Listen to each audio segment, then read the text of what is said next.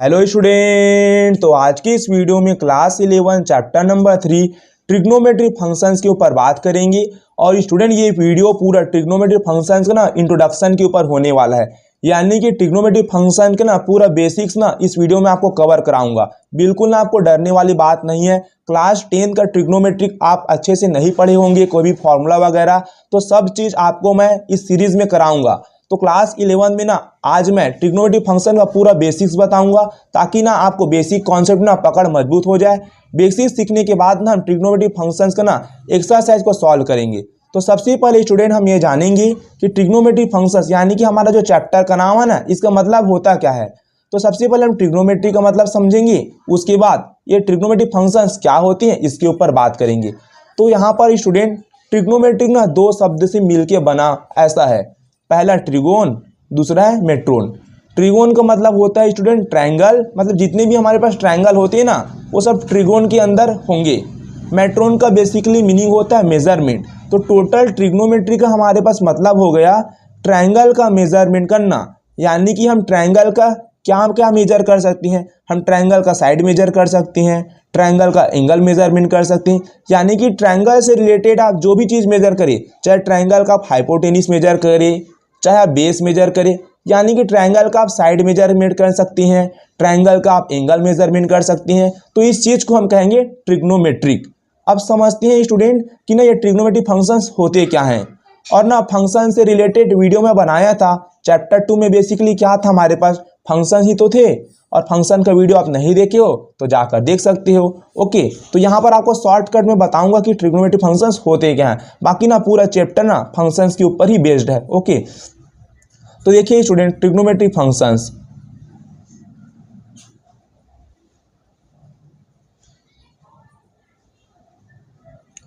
Trigonometry functions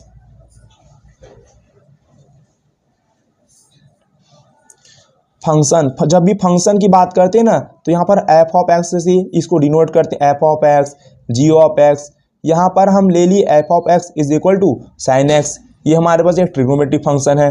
इसी प्रकार यहाँ पर हम ले सकते हैं g of x is equal to cos x, ये भी हमारे पास ट्रिग्नोमेट्रिक फंक्शंस होते हैं। और एफ ऑफ एक्स को हम वाई के इक्वल भी लिख सकते हैं। Okay, y is equal to sine x. इसी प्रकार जी ऑफ एक्स को भी आप वाई लिख सकते हैं, y is equal to cos x. Okay, तो यहाँ पर स्टूडेंट फंक्शंस का बेसिकली ये मतलब होता है कि यहाँ पर x हमारे पास इनपुट होते हैं। इनपुट यानी कि जो वैल्यू हम x के जगह पर पुटअप करेंगे। x की जगह मैं 0 डिग्री रख सकता हूँ, 30 डिग्री रख सकता हूँ, 35 डिग्री रख सकता हूँ, 45 डिग्री रख सकता हूँ। तो x के प्लेस में जो वैल्यू आप पुटअप करेंगे यानी कि x की जगह जो वैल्यू आप रखेंगे, तो सारे रखने वाले वैल्यू को हम कहते हैं इनपुट। और फंक्शन के लैंग्वेज में इसे हम डोमेन कहते हैं, डोमेन। अब x की वैल्यू जैसे हम रखेंगे तो हमें यहाँ पर फंक्शन यानी कि f ऑफ x की वैल्यू मिलेगी, यानी कि y की वैल्यू मिलेगी। तो x की वैल्यू रखने पर जो y की वैल्यू मिलेगी, यानी कि f ऑफ x के इक्वल में वैल्यू मिलेगी, इसे हम टेक्निकल लैंग्वेज में आउटपुट कहेंगे, आउटपुट। और फंक्शंस के लैंग्वेज में हम इसे कहते हैं रेंज। तो इसी चीज़ को हम फंक्शंस कहते हैं। और यहाँ पर sine x cos x use हुआ है, तो यहाँ हमारे पास ट्रिग्नोमेट्रिक फंक्शंस होगा।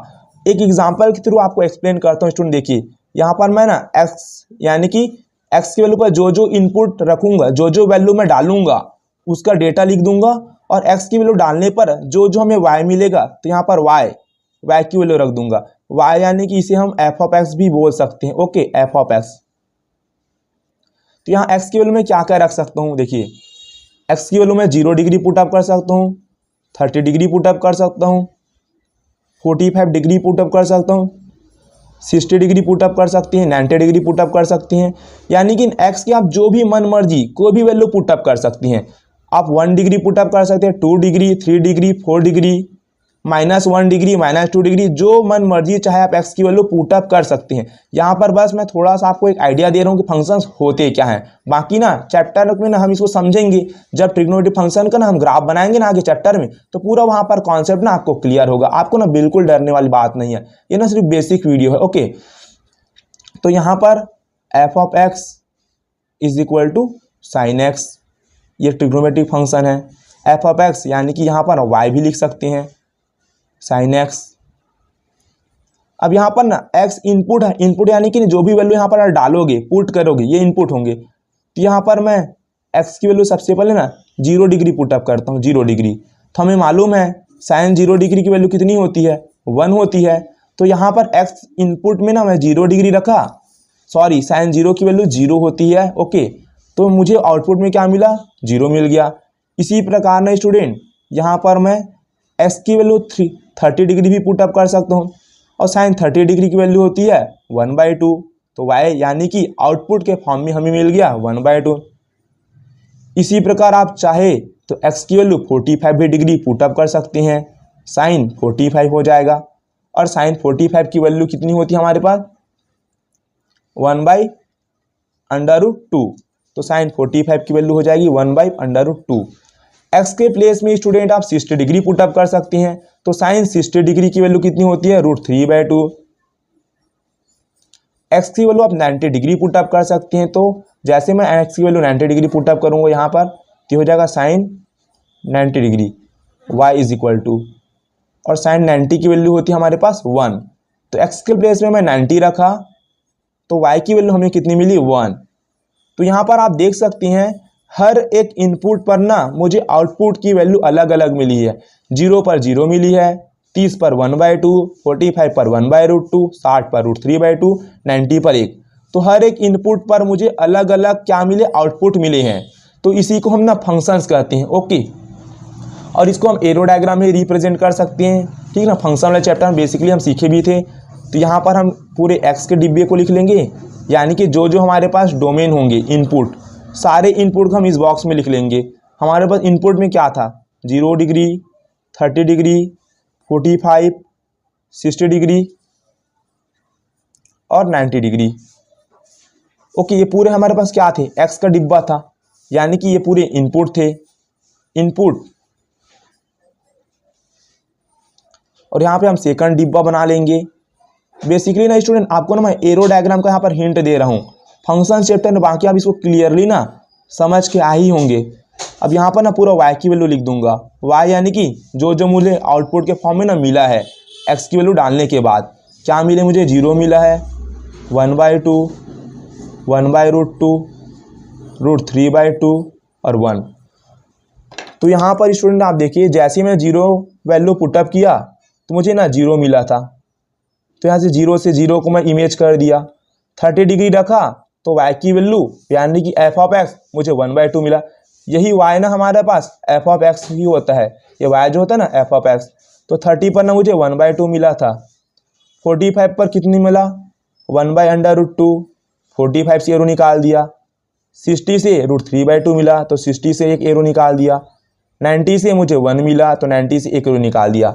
तो यही हमारा फंक्शन होते हैं। फंक्शन में ना ये पहले वाला जो डिब्बा होता है ना, यानी कि इनपुट से एक एक एरो निकलते हैं। देखिए इस वाले एलिमेंट से एक एरो निकले हैं, ऐसे 0 से भी एक एरो और एरो निकलता ना, तो मेरा ना फंक्शंस नहीं होता। फंक्शन में ना स्टूडेंट हर एक एलिमेंट से ना, मतलब पहले वाला डिब्बे ना, पहले वाला डिब्बा इनपुट से एक एक एरो ही निकलना चाहिए। जैसे इससे भी एक ही एरो निकला है, इससे भी एक एरो निकला है, इससे भी एक एरो निकला है, इससे भी एक एरो निकला है। तो ये ना हमारे फंक्शंस होते हैं। और फंक्शन में स्टूडेंट पहले वाला जो डिब्बा होता है ना इनपुट का, इसमें ना सारे एलिमेंट्स से ना एरो निकलने चाहिए। देखिए इनमें जितने भी एलिमेंट है सबसे ना मैं एक एक एरो निकाला हूँ।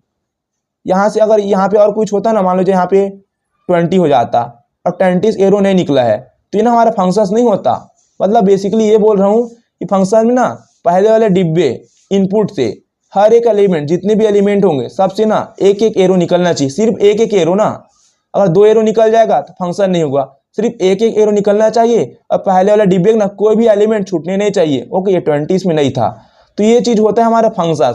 मतलब ना फंक्शन में एक इनपुट का ना एक आउटपुट मिलता है। देखिए 30 डिग्री इनपुट था, एक्स जगह 30 डिग्री इनपुट डाला तो आउटपुट में मुझे 1/2 मिला। 45 इनपुट से 1/√2 मिला। 60 इनपुट से √3/2 आउटपुट मिला। 90 इनपुट से 1 आउटपुट मिला। यानी कि ना एक इनपुट से ना एक ही आउटपुट मिलेगा। आप खुद जानते हो जब कैलकुलेटर एक फंक्शन होता है हमारे पास कैलकुलेटर, तो कैलकुलेटर में जैसे आप 2 + 2 प्रेस करते हो आपको क्या मिलता है, रिजल्ट 4 मिलता है। तो एक इनपुट से आपको एक ही तो आउटपुट मिला। 3 + 3 एक अलग इनपुट है। कैलकुलेटर में 3 + 3 पुटअप करोगे इनपुट डालोगे वहाँ पे तो आपको 6 मिलेगा। तो क्या हो रहा है, बेसिकली एक इनपुट से एक ही तो आउटपुट मिल रहा है। ऐसा तो नहीं कि 2+2 आप 2+2 कैलकुलेटर में कर रहे हो 4 भी मिल रहा है, फिर नेक्स्ट टाइम आपको 5 मिल रहा है। ऐसा पॉसिबल होता है क्या? नहीं होता। तो यही बोल रहा हूँ कि एक इनपुट से ना एक ही आउटपुट मिलेगा। एक वैल्यू डालने पर आपको ना दो अलग अलग वैल्यू नहीं मिल सकता। ओके, जैसे 2+2 पर 4 मिला और 2+2 पर 5 पॉसिबल नहीं है, वैसे ही 45 पर 1/2 मिला, तो 45 पर 1/2 पॉसिबल होगा क्या फंक्शन में? नहीं होगा। ओके, आई होप फंक्शन का आपको ना थोड़ा सा मैं आइडिया दे दिया होऊंगा। ओके, बाकी चैप्टर पूरा बाकी है, बिल्कुल टेंशन मत लेना। स्टूडेंट अब हम समझते हैं यहाँ पर एंगल। ओके, तो ना एंगल यानी कि कोण। तो एंगल हमारा बनता कैसे है, तो आपको बता दो स्टूडेंट, जब तक ना दो लाइन नहीं मिलेगा ना तब तक हम ना एंगल नहीं बना सकते। एंगल बनने के लिए हमारे पास ना 2 लाइन होना जरूरी है। ओके, जैसे कि यहाँ पर मैं एंगल क्रिएट करूँगा, तो ना जिस भी लाइन से आप एंगल बनाना स्टार्ट करते हो ना, ये ना आपका स्टार्टिंग लाइन होता है, जिसे ना हम बेस लाइन कहेंगे, बेस लाइन। तो देखिए यहाँ पर तो सिर्फ एक लाइन ड्रॉ किया हूँ, तो एक लाइन से ना कभी भी एंगल नहीं बनते। एंगल के लिए ना आपके पास 2 लाइन होना चाहिए। ओके, तो ये बेस लाइन हो गया। स्टार्टिंग लाइन जो होता है ना, ये इनिशियल लाइन, शुरुआत लाइन, बेस लाइन बोल सकते हो। अब इसके बाद मैं दूसरा लाइन जो ड्रॉ करूँगा ना बेस लाइन के बाद सेकंड नंबर पर, तो ये हमारे पास हो जाएगा terminal line. Terminal line, terminal line. Okay, अब देखिए जो भी आप एंगल बनाओगे ना, तो हमेशा स्टार्टिंग लाइन से एंगल बनाया जाएगा। जैसे कि यहाँ पर बेस लाइन मेरा स्टार्टिंग लाइन था और टर्मिनल मेरा लास्ट लाइन था। यहाँ पे 2 लाइन हमें मिल चुकी हैं, तो अब एंगल मैं आराम से ड्रॉ कर सकता हूँ। तो देखिए यहाँ से बेस लाइन से ना ऊपर की ओर जा रहा हूँ, टर्मिनल लाइन की ओर, तो यहाँ पर एक एंगल जनरेट हो गया। इस एंगल को मैं ले लेता हूँ थीटा। अब एक बात याद रखना स्टूडेंट, जब ना आप एंटी क्लॉकवाइज जाएंगे, एंटी क्लॉकवाइज, जब आप एंटी क्लॉकवाइज जाएंगे तो आप ना एंगल जो होगा, एंगल मेजरमेंट, इसको ना हम पॉजिटिव लेंगे। और जब आप क्लॉकवाइज जाएंगे यानी कि घड़ी के डायरेक्शन में, तो आप जो एंगल मेजरमेंट करेंगे इसको आप निगेटिव लेंगे। एंगल को क्या लेंगे? निगेटिव। ओके, देखिए क्लॉकवाइज का मतलब होता है स्टूडेंट, देख घड़ी हमारा ऐसे जाता है कि क्लॉकवाइज हो गया, तो इस डायरेक्शन में यदि मैं जाऊंगा ना, तो सारे एंगल को मैं क्या करूंगा? निगेटिव मेजरमेंट करूंगा, क्योंकि ये मेरा कौन सा डायरेक्शन है? Clockwise, CW। अब घड़ी के अपोजिट डायरेक्शन में जाऊंगा, घड़ी तो ऐसे चल रहा था क्लॉकवाइज, तो निगेटिव एंगल लूंगा। अब इस डायरेक्शन में चलूंगा, देखो ऐसे, ये एंटी क्लॉकवाइज हो गया, यानी घड़ी के ना डायरेक्शन के बिल्कुल अपोजिट, एंटी क्लॉकवाइज। क्या हो गया? Anti clockwise. तो यहाँ पर जो भी मेरा एंगल थीटा होगा, इसको मैं पॉजिटिव एंगल में मेजरमेंट करूँगा। ये बात ना आप नोट कर लेना। तो यहाँ पर आप देखिए स्टूडेंट, मैं ना बेस लाइन से टर्मिनल लाइन की ओर गया हूँ, मैं ना ऐसे गया हूँ, देखिए बिल्कुल ऐसे, यानी कि ना मैं घड़ी के ना अपोजिट गया हूँ, ऐसे देखिए ऐसे। घड़ी तो ऐसे घूमती है क्लॉकवाइज, लेकिन मैं कैसे एंगल मेजरमेंट किया हूँ? ऐसे, ऐसे अपोजिट, घड़ी के opposite, anti clockwise. Anti clockwise में एंगल क्या होगा मेरा? ये जो भी एंगल होगा ना थीटा, ये मेरा ना पॉजिटिव होगा। ओके, इसी प्रकार एक सेकंड डायग्राम मैं यहाँ पर ड्रॉ करता हूँ। देखिए ये स्टार्टिंग लाइन है, स्टार्टिंग लाइन यानी कि मेरा बेस लाइन है, बेस लाइन। ओके, अब यहाँ से मैं एक लाइन ड्रॉ करता हूँ, ये मेरे पास सेकंड लाइन है, यानी कि मेरा टर्मिनल लाइन है, टर्मिनल लाइन, टर्मिनल लाइन। अब देखिए, अब मैं ना एंगल ऐसे मेजरमेंट करता हूँ। देखो हमेशा ना एंगल आप बेस लाइन से मेजरमेंट करेंगे, बेस लाइन से, ठीक है। अब एंगल ऐसे मेजरमेंट करो, बेस लाइन से स्टार्ट करो एंगल मेजरमेंट करना। देखिए मैं इस डायरेक्शन में जा रहा हूँ, यानी कि मैं क्लॉकवाइज जा रहा हूँ। देखिए क्लॉकवाइज, देखिए क्लॉकवाइज, इस डायरेक्शन में ऐसे जा रहा हूँ। देखिए क्लॉकवाइज जा रहा हूँ मैं ऐसे, क्लॉकवाइज, देखिए क्लॉकवाइज, ठीक, घड़ी ऐसे घूमती है क्लॉकवाइज। तो क्लॉकवाइज जा रहा हूँ, तो यहाँ पर जो भी मेरा थीटा एंगल होगा, इसको मैं किस में मेजरमेंट करूँगा? निगेटिव में, यानी कि माइनस में। ओके, जब ना आप ऐसे जाएंगे, ऐसे एंटी क्लॉकवाइज, तो आप थीटा एंगल को पॉजिटिव लेंगे, और जब आप क्लॉकवाइज जाएंगे तो एंगल को निगेटिव लेंगे। ओके, आई होप एंगल का ना बेसिक कॉन्सेप्ट आप समझ गए होंगे। तो एंगल में बेसिकली आपका एक बेस लाइन होता है और एक टर्मिनल लाइन। एक और यहाँ पर मैं ड्रॉ कर देता हूँ, जैसे कि यहाँ पर मैं ऐसे कर दिया। तो यहाँ पर मैं इसको पहले नंबर पे ड्रॉ किया था, तो मेरा बेस लाइन हो गया और ये मेरा लास्ट लाइन था टर्मिनल लाइन। अब मैं देखिए बेस लाइन से एंगल ड्रॉ करूँगा, तो देखिए मैं घड़ी के ना अपोजिट डायरेक्शन में जा रहा हूँ, एंटी क्लॉकवाइज। तो यहाँ पर मेरा एंगल क्या हो जाएगा, पॉजिटिव। मान लेते हैं एंगल में ना मेरा 45 डिग्री आ गया। क्या हो गया, 45 डिग्री। तो ये पॉजिटिव है। और इसी प्रकार ना मैं यहाँ पे ड्रॉ कर रहा हूँ, मान के चलो ऐसे ही। ये मेरा बेस लाइन तो है, अब इधर ड्रॉ किया हूँ सेकंड लाइन। तो ये ना इस कंडीशन में मेरा टर्मिनल लाइन है। अब एंगल मैं ऐसे ड्रॉ करूँगा, देखिए ऐसे क्लॉकवाइज, बिल्कुल ऐसे घड़ी के डायरेक्शन में। तो यहाँ पर जो भी एंगल बनेगा, मान लो थीटा की वैल्यू यहाँ पर भी ना 45 डिग्री बना है, लेकिन अब प्लस में नहीं लूँगा मैं इसे, क्योंकि ये तो मेरा क्लॉकवाइज है ना, घड़ी के डायरेक्शन में। तो ये निगेटिव हो जाएगा इस टाइप के। ओके, जैसे कोई भी आपको बोल रहा है -30 डिग्री ड्रॉ करो, तो मैं ऐसे ही आपको करके दिखा रहा हूँ। तो इसके लिए हम बेस लाइन बना दिए। अब माइनस में है हमारे पास एंगल, तो हमें क्लॉकवाइज डायरेक्शन लेना पड़ेगा। तो जो मेरा टर्मिनल लाइन होगा, ये नीचे के साइड ऐसे बन जाएगा, ये टर्मिनल लाइन हो जाएगा। ओके, अब -35 बोला है, अब मालूम है हमको क्लॉकवाइज डायरेक्शन में ऐसे जाना पड़ेगा। देखिए, तो यहाँ पर जो एंगल बनेगा, मान लेते बिना मेजरमेंट के कि ये मेरा 35 डिग्री नहीं -35 है।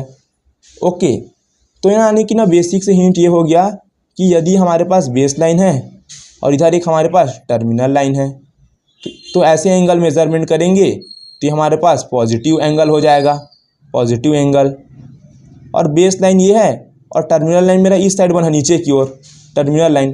तो अब एंगल मेजरमेंट ऐसे करूँगा, घड़ी के अपोजिट डायरेक्शन में जा रहा हूँ मैं, सॉरी घड़ी के दिशा में जा रहा हूँ क्लॉकवाइज। तो जो भी मेरा एंगल होगा वो मेरे पास ना निगेटिव एंगल होगा। ओके, आई होप एंगल का कॉन्सेप्ट क्लियर हो गया होगा। स्टूडेंट, अब हम समझते हैं मेजरमेंट, एंगल का मेजरमेंट।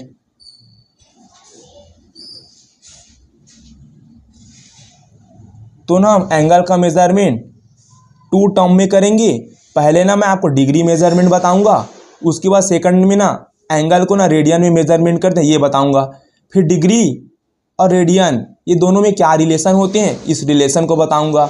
ओके ना, मतलब ना पूरा बेसिक से आपको बताऊंगा, बिल्कुल ना आप घबराओ मत। जो भी आपको 10th में नहीं आता होगा ट्रिग्नोमेट्री, फिर भी आप टेंशन मत लेना। ओके, पूरा बेसिक से आपको यहाँ पर बताऊंगा। तो यहाँ पर ना मेजरमेंट करेंगे एंगल को। तो सबसे पहले हम यहाँ पर ना एंगल को डिग्री में मेजरमेंट करना सीखेंगे, डिग्री मेजरमेंट। ओके, तो देखिए ये हमारे पास ना, देखिए डिग्री में जब भी हम मेजरमेंट करते हैं स्टूडेंट, तो हमारे पास एक बेस लाइन होता है और एक टर्मिनल लाइन। जब भी हम डिग्री की बात करेंगे, डिग्री मेजरमेंट की, तो हमेशा हम ना 2 लाइन ड्रॉ करेंगे ही करेंगे, एक बेस लाइन ड्रॉ करेंगे और एक ना हम टर्मिनल लाइन ड्रॉ करेंगे। और मैं एंटी क्लॉकवाइज की डायरेक्शन में जा रहा हूँ, तो यहाँ पर जो भी मेरा एंगल बनेगा, यानी कि ये पॉजिटिव एंगल होगा। इसको हम क्या कहें, थीटा डिग्री। क्या लिख दें इसको, थीटा डिग्री। क्योंकि जब हम बेस लाइन टर्मिनल लाइन की बात करते हैं ऐसे लाइन के बीच के एंगल की, तो हमेशा ना इसको ना डिग्री में मेजरमेंट करती हैं। ओके, अभी हमारे पास बेस लाइन है, base line, base line. Okay, अब देखिए स्टूडेंट, ये हो जाएगा मेरा टर्मिनल लाइन। तो यहाँ पर मान लेते हैं मेरा 30 डिग्री एंगल बना। तो 30 पॉजिटिव क्यों है, क्योंकि ये एंटी क्लॉकवाइज है, 30 डिग्री हो गया। इसी प्रकार देखिए ये मेरे पास टर्मिनल लाइन हो जाएगा, और मैं थोड़ा एंगल को बढ़ा दिया यहाँ पे। तो यहाँ पर बेस लाइन से टर्मिनल लाइन तक ही हम जाएंगे, कभी भी ऐसे एंगल नहीं लूँगा मैं, बेस लाइन से एंगल करूँगा ना, बेस लाइन, क्योंकि अब मेरा टर्मिनल लाइन ये हो गया इस कंडीशन में। अब टर्मिनल लाइन में ऐसे बना दिया हूँ ऐसे, तो यहाँ पर कुछ अलग एंगल होगा, यानी कि यहाँ पर जो एंगल बनेगा इससे बड़ा ही होगा। तो हमेशा एंगल इस बेस लाइन से ऐसे मेजरमेंट करूँगा टर्मिनल लाइन तक। अब ऐसे करते करते मान लेते मैं ऐसे सीधा सीधा एक लाइन ड्रॉ कर दिया, यानी कि अब इसको मैं बोल रहा हूँ टर्मिनल लाइन है मेरा, और ये मेरा बेस लाइन है। तो यहाँ से बेस लाइन और ये टर्मिनल लाइन, यहाँ पर जो एंगल बनेगा कितने का बनेगा, 90 डिग्री का। तो जब भी हमारा एल शेप होता है ना, ऐसे एल शेप, यानी कि ये बेस लाइन और ये टर्मिनल लाइन, तो यहाँ जो भी एंगल बनेगा बेस लाइन और टर्मिनल लाइन के बीच में, तो ये हमेशा 90 डिग्री का है। ओके, यहाँ पर आप देखिए 90 डिग्री एंगल बना है। इसी पर अगर आप ऐसे जाओगे तो ये हमारे पास टर्मिनल लाइन है और बेस लाइन है। तो ये देखिए यहाँ पर एंगल 90 डिग्री से बड़ा होगा, क्योंकि यहाँ से यहाँ तक 90 है, तो यहाँ से यहाँ तक बड़ा होगा ही होगा। तो ऐसे ऐसे जाओगे, ये मेरा टर्मिनल लाइन, ये भी टर्मिनल लाइन, ये भी टर्मिनल। एक कंडीशन ऐसे आ गई स्टूडेंट कि हमारे पास टर्मिनल लाइन है बिल्कुल ऐसे हो जाएगा, यानी कि ना बेस लाइन इधर, देखिए ये बेस लाइन इधर हो गया था और टर्मिनल लाइन को ऐसे रोटेट करते करते करते करते एक कंडीशन ऐसे कि टर्मिनल लाइन बिल्कुल ना इसकी ऐसे हो गया, पैरेलल बोल सकते हो आप, अपोजिट हो गया। तो ये हमारे पास बेस लाइन हो गया और ये टर्मिनल लाइन। अब एंगल तो बेस लाइन से ये बना रहे हैं हम, बेस लाइन से टर्मिनल की ओर, और मैं पॉजिटिव डायरेक्शन में चल रहा हूँ, मतलब ना पूरा हाफ सर्कल ले लिया मैं। देखिए यहाँ से ये बेस लाइन और टर्मिनल लाइन से रोटेट करते करते करते करते लाया तो बिल्कुल ऐसे हो गया। तो यहाँ पर देखिए बेस लाइन से एंगल बना दिया टर्मिनल लाइन पर, तो हाफ सर्कल बन गया। हाफ सर्कल कितना डिग्री का एंगल बनाएगा? 180 डिग्री का। तो अब ये मत बोलना ये लाइन ना ये एक लाइन एंगल बना है, ऐसा नहीं, एक लाइन कभी एंगल नहीं बनाता। ये एक लाइन नहीं है स्टूडेंट, हम एक लाइन एज्यूम कर रहे हैं, लेकिन ये हमारे पास पहले बेस लाइन था देखिए। और उसके बाद यहाँ से यहाँ तक मैं क्या हूँ, इधर का मैं टर्मिनल लाइन बोल रहा हूँ। अब बेस लाइन से टर्मिनल लाइन के बीच एंगल बन रहा है, देखिए यहाँ से आता है बेस लाइन, ये टर्मिनल लाइन, ये हमारे पास 180 डिग्री है। तो हम सीधा सीधा ये बोल देते हैं कि हमारे पास कोई भी एक लाइन होता है ये ना 180 डिग्री का एंगल जनरेट करता है। लेकिन इसका मेन मतलब क्या है कि यहाँ पर एक बेस लाइन है और एक टर्मिनल लाइन, दो लाइन है, तभी ना वहाँ एंगल जनरेट हो रहा है 180 डिग्री का। ओके, तो यहाँ 180 डिग्री हो गया। इसी प्रकार ये मेरा बेस लाइन हो जाएगा और ऐसे मैं इसको रोटेट करते करके लाऊंगा, ये टर्मिनल लाइन, ये टर्मिनल लाइन, ये टर्मिनल लाइन, ये टर्मिनल लाइन, ये टर्मिनल लाइन, ये टर्मिनल लाइन और ये टर्मिनल लाइन। तो जैसे यहाँ पर आया हाफ सर्कल कंप्लीट हुआ तो 180 डिग्री हो गया और ये मेरे पास 90 डिग्री हो गया था, ये 90 डिग्री और ये 180 डिग्री। अब इसी प्रकार मैं बेस लाइन को यहाँ पे ला दिया। देखो मैं एंगल हमेशा ऐसे मेजरमेंट कर रहा हूँ, पॉजिटिव एक्शन में ले रहा हूँ, एंटी क्लॉकवाइज ले रहा हूँ। ऐसे ऐसे आएंगे तो एंगल 180 से क्या हो धीरे धीरे बढ़ रहा है, तो देखिए ऐसे जाऊँगा तो एंगल और ज़्यादा हो जाएगा।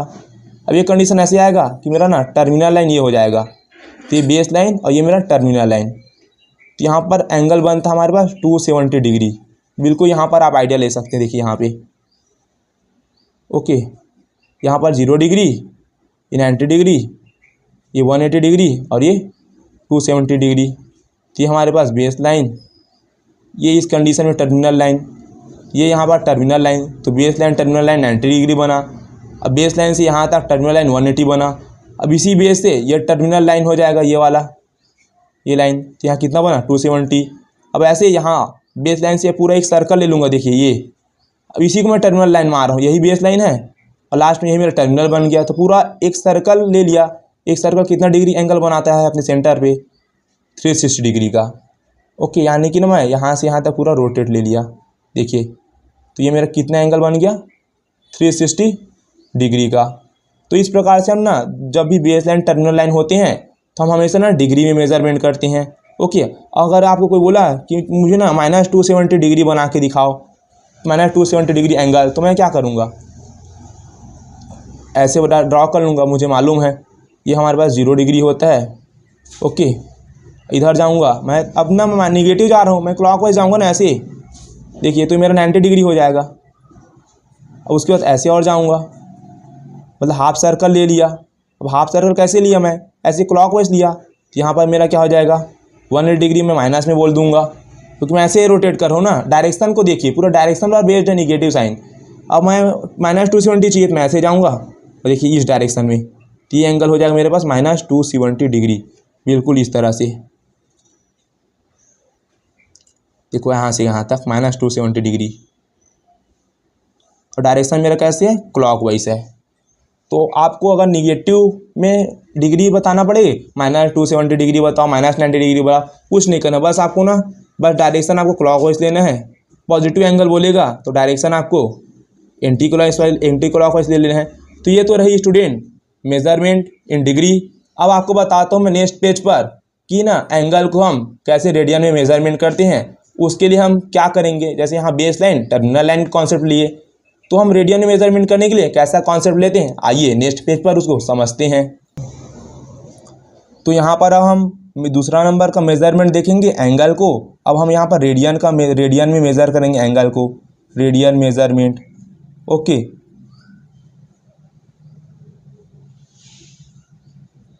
तो जब भी ना स्टूडेंट हम रेडियन में एंगल को मेजरमेंट करते हैं ना, तो इसके लिए हम एक सर्कल ड्रॉ करते हैं। जब भी हम रेडियन में मेजरमेंट करते हैं तो इसका डेफिनेशन हम बनाएंगे ना, तो एक सर्कल से लेके ही बनाएंगे इसका डेफिनेशन। और रेडियन मेजरमेंट का डेफिनेशन क्या होता है कि ना हमें ना सर्कल के सेंटर से ना एक यहाँ पर रेडियस ड्रॉ कर देने हैं। अभी रेडियस मान लेते हैं कितनी भी का कर सकते हैं आप, जैसे मैं यहाँ पर ना 1 सेंटीमीटर कर दिया, कितने भी का। अब 1 सेंटीमीटर का आप रेडियस लिए हैं तो यहाँ पर ना आपको ना 1 सेंटीमीटर का आर्क लेना पड़ेगा। जितना लेंथ का आपका रेडियस होगा उतने लेंथ का ना आपको इस सर्कल पर ना आर्क लेना पड़ेगा। जैसे 1 सेंटीमीटर का रेडियस है, अब मैं ना सर्कल पर यहाँ पर ना आर्क ले लेता हूँ 1 सेंटीमीटर का, ये और ये मैं मान लेता हूँ। यहाँ से यहाँ तक का जो भी आर्क का लेंथ होगा, ये सर्कल का जो भी हमारे पास रेडियस है 1 सेंटीमीटर, इसके इक्वल है। तब ये जो आर्क का दोनों पॉइंट इस सर्कल के साथ जो एंगल बनाएगा सर्कल के सेंटर पर, तो ये एंगल हमारे पास 1 रेडियन होगा। 1 और C, ओके 1C का मतलब है, इसको ऐसे लिख सकते हैं 1 रेडियन। ओके, अब ये कैसे पॉसिबल आप सोच रहे हैं, तो आपको ना इसको ना प्रूव करके दिखा रहा हूँ। हम जानते हैं कि हमारे पास जो एंगल का फॉर्मूला होता है, angle is equal to arc upon radius, arc upon radius. तो यहाँ पर आप हमारा जो आर्क है ये 1 सेंटीमीटर है और रेडियस भी हमारा 1 सेंटीमीटर है। तो यहाँ पर देखिए 1 सेंटीमीटर 1 सेंटीमीटर कैंसल आउट, हमें क्या मिला 1 मिला। अब एंगल की वैल्यू हमें 1 मिली तो 1 डिग्री नहीं बोलेंगे, 1 रेडियन बोलेंगे। क्योंकि ना स्टूडेंट एक बात हमेशा नोट करना, जब भी मैं इस फॉर्मूले का अप्लाई करूँगा ना, angle equal to arc upon radius, तो हमेशा इसका जो मेजरमेंट होगा ये रेडियन में होगा। यहाँ पर आप लिख लेना, जब भी इस फॉर्मूले का हम यूज़ करेंगे तो हमारे पास जो एंगल होगा वो हमेशा ऑलवेज रेडियन में होगा। Angle will always be in radian. Radian होगा ना तो आप ऐसे 1 रेडियन भी लिख सकते हैं, और रेडियन नहीं लिखना चाहते तो बस पावर में C लगा दो। पावर में C है तो इसका मतलब 1 रेडियन है। इसी प्रकार एक और सर्कल में ड्रॉ कर लिया, इससे थोड़ा बड़ा सर्कल ड्रॉ किया हूँ। अब मान लेते हैं इसका जो रेडियस है ये ना 5 सेंटीमीटर है। ओके, अब आप क्या कीजिए, आपको 1 रेडियन का डेफिनेशन बनाना है, तो आप इस सर्कल का रेडियस जितना है 5 सेंटीमीटर उतने लेंथ का ना आप यहाँ पर आर्क लीजिए। तो मैं यहाँ पर 1 पॉइंट यहाँ लेता हूँ आर्क के लिए, 1 पॉइंट यहाँ। अब इसका लेंथ, आर्क का लेंथ कितना है, जितना रेडियस का लेंथ है 5 सेंटीमीटर उतना आर्क का लेंथ है। अब आर्क का दोनों पॉइंट सेंटर में मिला दो। अब सेंटर पर यहाँ पर जितना भी एंगल बना ये हमारे 1 रेडियन होगा। चाहो तो आप प्रूफ भी कर सकती हैं, angle equal to arc, arc मेरा 5 सेंटीमीटर है और मेरा रेडियस भी 5 सेंटीमीटर है। 5 सेंटीमीटर कैंसर, तो एंगल मिला 1 मिला। अब जब भी हम ये फॉर्मूले का यूज़ करते हैं तो वो हमारे पास रेडियन में होती हैं, तो ये बन गया रेडियन में। तो 1 रेडियन का डेफिनेशन आप कैसे दोगे कि आप एक सर्कल में जितने लेंथ का रेडियस होगा उतने लेंथ का आप सर्कल पर आर्क लीजिए, तो वही हमारे पास 1 रेडियन का होगा डेफिनेशन। अब कोई बोलेगा कि ना मुझे थीटा इक्वल टू 2 रेडियन बना के दिखा दो, 2 रेडियन। तो 2 रेडियन कैसे बनेगा, आप खुद फॉर्मूले में सोचिए। जैसे हमारे पास एंगल इक्वल टू होता है आर्क अपॉन रेडियस।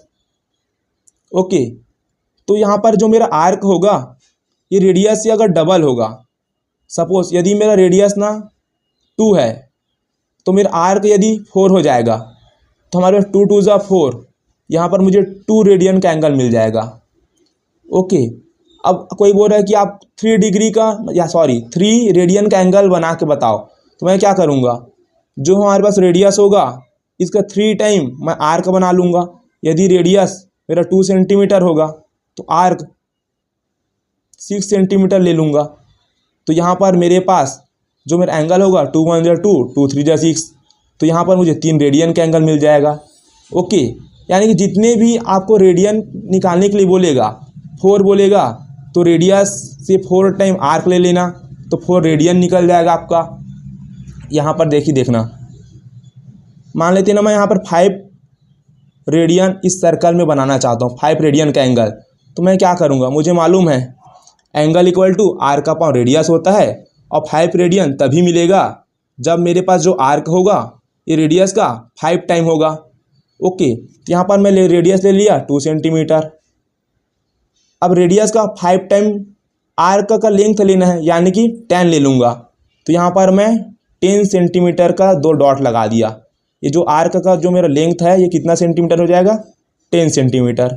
अब दोनों पॉइंट को सेंटर से मिला दूंगा, तो सेंटर पर जो एंगल बनेगा ये 5 रेडियन का होगा। अब देखिए फॉर्मूले में इसको बैठा के देखते हैं। Angle equal to arc, arc में मेरा कितना था 10 सेंटीमीटर, और हमारे पास जो रेडियस है ये है 2 सेंटीमीटर। डिवाइड करेंगे, 2 1 जा 2, 2 5 जा 10। देखिए यहाँ पर मुझे क्या मिला, एंगल 5 रेडियन मिला। ओके, अगर आपको 10 रेडियन का एंगल बनाना होगा तो आप क्या करेंगे, रेडियस से 10 टाइम आप आर्क का लेंथ ले लेंगे, 10 रेडियन बन जाएगा।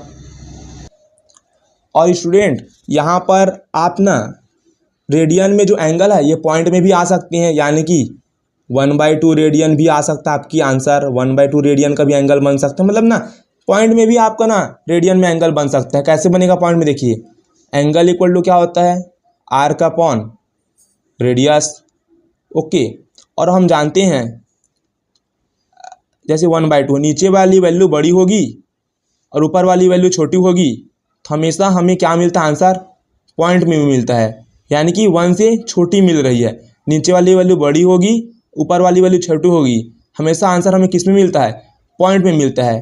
तो यदि हमारे पास रेडियस यहाँ देखिए हमारे पास 2 सेंटीमीटर का होगा, देखिए रेडियस हमारे पास 2 सेंटीमीटर का है और आर्क आपका 1 सेंटीमीटर है, देखिए ये इतना 1 सेंटीमीटर। तो यहाँ पर जो रेडियन में एंगल बनेगा ये 0.5 रेडियन बनेगा, यानी कि 1/2 रेडियन का एंगल बनेगा। ओके, यहाँ पर देखिए आपका रेडियस कितना है 2 और आर कितना है 1, तो रेडियस बड़ा है, मतलब रेडियस का लेंथ ज़्यादा हो गया, आर्क का लेंथ कम हो गया। तो इस कंडीशन में हमारे पास जो एंगल होगा रेडियन में वो किस में मिला, हमें 0.5 मिला, पॉइंट में मिला। तो इसका मतलब ये हुआ कि यदि हमारे पास रेडियस की वैल्यू बड़ी होगी और आर्क की वैल्यू छोटी होगी तो हमें आंसर ना, यानी कि रेडियन में एंगल 1 से हमें लेस मिलेगा। यदि दोनों बराबर हुए, आर्क जितना लेंथ का है रेडियस भी उतने लेंथ का है, तो एंगल हमें 1 रेडियन मिलेगा। अगर हमारे पास आर्क का लेंथ बड़ा हो गया और रेडियस हमारे पास छोटा हो गया तो एंगल हमेशा बड़ा मिलेगा। जैसे इस कंडीशन में देखिए आर्क हमारे पास बड़ा था, रेडियस का साइज छोटा था, तो एंगल हमेशा देखिए 5 रेडियन मिला, यानी कि 1 से बड़ा मिला। यहाँ पर देखिए आर्क बड़ा था, रेडियस छोटा था, तो एंगल हमें क्या मिला, 1 से बड़ा मिला कि नहीं मिला, मिला।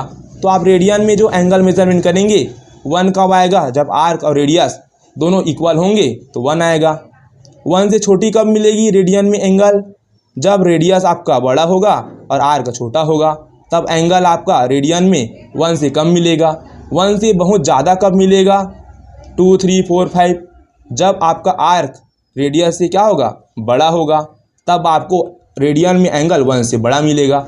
तो ये तो था पूरा रेडियन का कॉन्सेप्ट। अब आपको ना नेक्स्ट पेज में ले जाता हूँ और वहाँ पर हमारे उस एंगल मेजरमेंट के 2 कॉन्सेप्ट थे, एक डिग्री में एंगल मेजर करते थे, एक रेडियन में। दोनों में क्या रिलेशन होते हैं इसके ऊपर हम बात करेंगे। फिर इंट्रोडक्शन वाला पार्ट यहीं पर हम एंड करेंगे। फिर नेक्स्ट वीडियो में हम क्वेश्चन के ऊपर सॉल्व करेंगे। तो स्टूडेंट यहाँ पर ना हम हेडिंग डालेंगे रिलेशन बिटवीन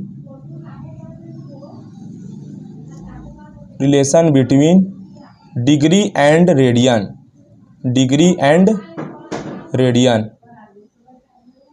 रेडियन और डिग्री में हम रिलेशन देखेंगे। देखिए रिलेशन ना सेम क्वांटिटी में ही होता है। जैसे कि हम जानते हैं कि ये लेंथ होता है, मान लेते एक 1 मीटर है, तो 1 मीटर इज इक्वल टू क्या होता है हमारे पास 100 सेंटीमीटर होता है।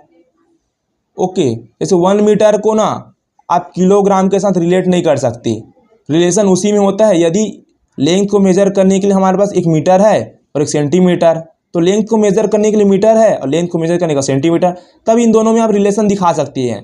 अब 1 मीटर का रिलेशन आप देखो किलोग्राम, ये वेट को मापता है किलोग्राम, और ये लेंथ को मापता है मीटर, वेट को मापता है किलोग्राम। तो इन दोनों में आप कभी भी ना रिलेशन डिफाइन नहीं कर सकते। रिलेशन तभी डिफाइन कर पाओगे जब वो दोनों चीज़ ना एक चीज़ को मेजर करता है। जैसे कि डिग्री एंगल को मेजर करता है, रेडियन एंगल को मेजर कर रहा है, यानी कि दोनों चीज़ एक फिजिकल क्वांटिटी एंगल को मेजर कर रही है, तभी ना हम इन दोनों में रिलेशन दिखा पाते हैं। अदरवाइज यदि ये कुछ अलग चीज़ मापता, ये अलग चीज़ मेजर करता, तो कभी भी इन दोनों में रिलेशन हम नहीं बता पाते। ओके, तो स्टूडेंट देखिए यहाँ पर ये एक सर्कल ड्रॉ कर लिए। अब हम जानते हैं कि सर्कल का सेंटर और आर्क ये जो हो जाता है रेडियस और जितने का आर्क होगा इसको डिवाइड करने पर हमारे पास जो भी एंगल आएगा आर्क अपॉन रेडियस तो रेडियन में होगा। अगर मैं पूरा सर्कल ले लूँगा, देखिए मैं पूरा सर्कल को ना आर्क ले लिया, अभी तक आर्क में 2 पॉइंट पर लेता था, तो अब मैं ना पूरा सर्कल को ले लिया, आर्क ले लिया पूरे सर्कल को, तो पूरे सर्कल का सरकमफ्रेंस ले लिया। और सरकमफ्रेंस ऑफ सर्कल कितना होता है? सरकमफ्रेंस ऑफ सर्कल ये होता है पूरा ना 2πr। तो यहाँ पर देखिए एंगल इज इक्वल टू हो जाएगा आर्क, मैं पूरा ले लिया, आर्क में पूरा सर्कल ले लिया, पूरा सर्कल आर्क ले लिया, तो कितना होगा? पूरा सरकमफ्रेंस ले लिया इसका मतलब। तो सर्कल का सरकमफ्रेंस होता है 2πr और सर्कल का रेडियस मान लेते हैं, हमारे पास r है, तो r से r कैंसल। तो यहाँ पर थीटा इज इक्वल टू हमें क्या मिला? 2π रेडियन मिला। क्या मिला? 2π रेडियन, क्योंकि जब भी इस फॉर्मूले का यूज़ करते हैं एंगल को हम रेडियन में ही लिखते हैं। तो ये हो जाएगा 2π रेडियन मिल गया हमें। और अब बता रहे स्टूडेंट, ये जो सर्कल होता है ये अपने सेंटर पर कितना डिग्री का एंगल बनाता है? 360 डिग्री। अभी हम बेस लाइन और टर्मिनल लाइन के कॉन्सेप्ट समझे थे। ये हमारा पास बेस लाइन था और टर्मिनल लाइन से ऐसे रोटेट करते करते लाए थे, रोटेट करते करते करते करते वापस पूरा कितना डिग्री का एंगल बना था पूरे एक सर्कल में? 360 डिग्री का। तो एक सर्कल में सेंटर में 2π रेडियन का एंगल बनता है रेडियन में, और डिग्री में लेंगे तो सर्कल का सेंटर पर 360 डिग्री का एंगल क्रिएट होता है। तो यहाँ से हम एक रिलेशन निकाल लिए कि 2π रेडियन इक्वल होता है 360 डिग्री के। आप चाहे तो इसी को हटा के 2π रेडियन भी लिख सकते हैं, 2π रेडियन, कोई भी इसमें प्रॉब्लम नहीं है, सब आपके समझने के ऊपर है, तो कन्फ्यूज आप मत होना। 2π radian is equal to 360 degree. तो यहाँ पर मैं पाई रेडियन की वैल्यू भी निकाल सकते हैं हम। Pi radian is equal to 360, 2 into में था, इधर हो जाएगा 2 डिवाइड में, और सब चीज़ हमारी किस में था? पहले से डिग्री में। तो इसको डिवाइड करेंगे तो हमें मिलेगा 180 डिग्री। तो यहाँ से एक रिलेशन हम जनरेट कर पाए कि pi radian is equal to 180 degree. तो ये रिलेशन आपको याद रखने है, बहुत इंपॉर्टेंट है। Pi radian is equal to क्या होता है हमारे पास? 180 डिग्री। स्टार मार्क कर दो इसको। ओके, तो यहाँ पर 1 रेडियन की वैल्यू भी आप फाइंड कर सकते हो। 1 रेडियन देखिए यहाँ pi radian is equal to इतना, यहाँ पे इंटू में 1 लिख सकते हैं कि नहीं लिख सकते? हम इंटू में 1 लिख सकते हैं, पाई 1 जा 1 ही होगा। अब मैं क्या करूँगा? 1 रेडियन की वैल्यू निकालनी है, तो पाई इंटू में है तो इंटू में इधर आके पाई डिवाइड में हो जाएगा, तो 180 पाई इंटू में था, ये डिवाइड में हो जाएगा, और ये रेडियन में ये डिग्री में था, तो पूरा चीज़ डिग्री में है। तो यहाँ से एक रिलेशन निकला, 1 रेडियन इज इक्वल टू होता है 180 upon pi degree. 1 radian is equal to 180 upon pi degree. Okay, ये बात आप याद रख लेना। तो यहाँ से एक रिलेशन ऐसे भी लिख सकते हैं आप, degree is equal to radian into 180 upon pi. यानी कि स्टूडेंट एक रेडियन में इतना डिग्री होता है, तो 2 रेडियन में कितना डिग्री होगा?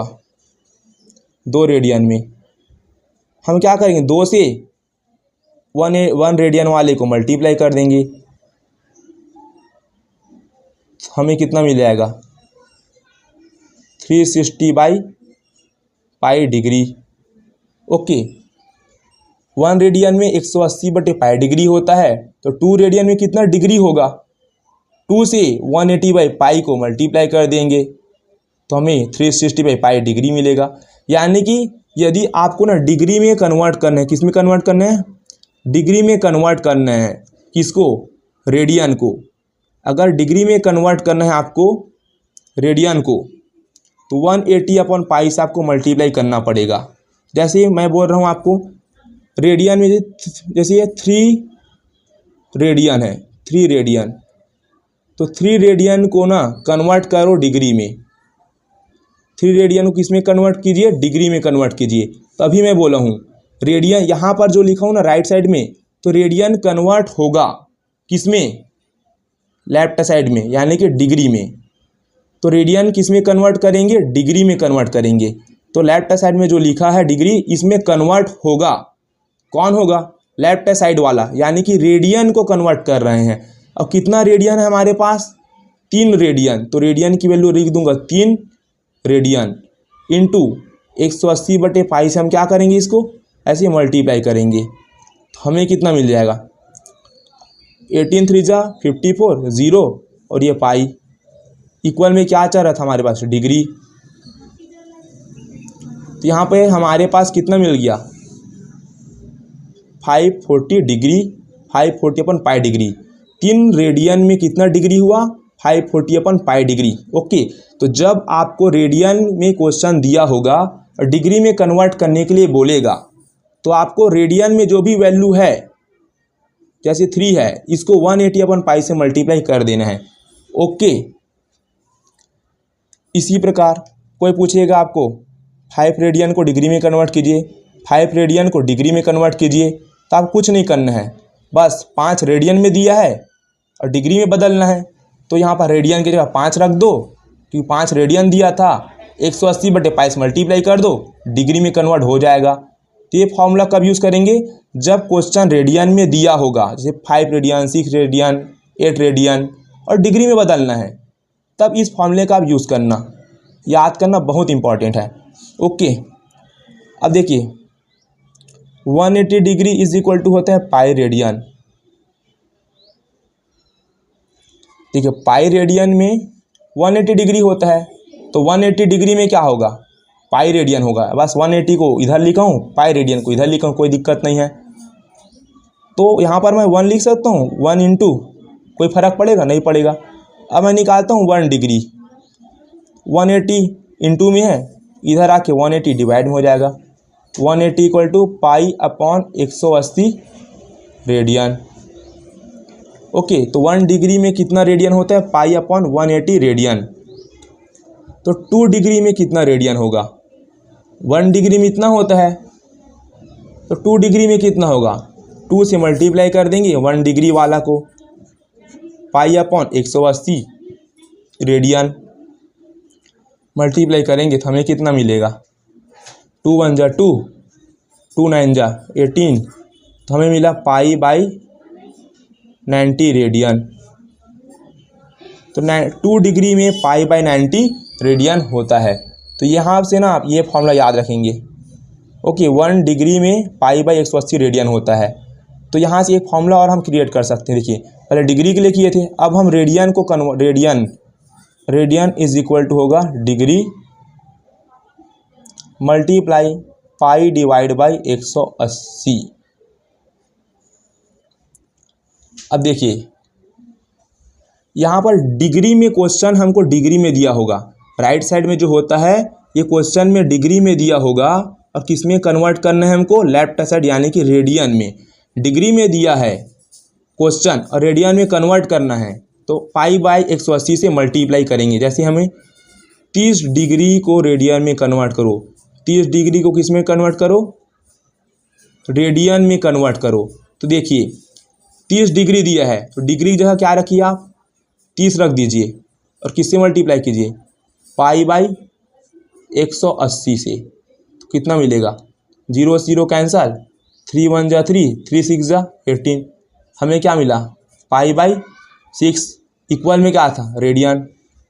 तो 30 डिग्री को रेडियन में कन्वर्ट किए तो रेडियन की वैल्यू कितनी आई, π/6 आई।